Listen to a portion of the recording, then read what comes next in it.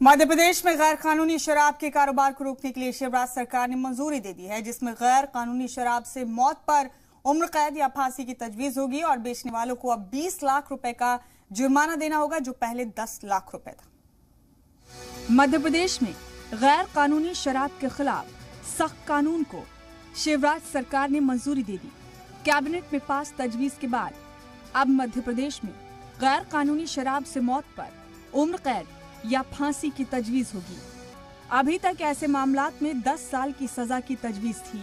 मध्य प्रदेश में गैर कानूनी शराब के फरोख्त पर जुर्माना भी बढ़ाया गया है।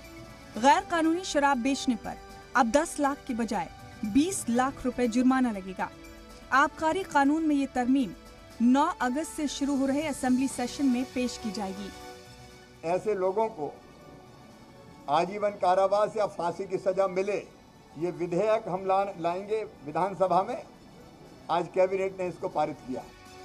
मध्य प्रदेश के मंदसौर में गुज़िश्ता दिनों गैर कानूनी शराब से 8 लोगों की मौत हुई थी।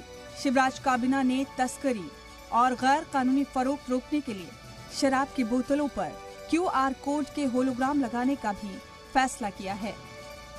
ब्यूरो रिपोर्ट, जी मीडिया।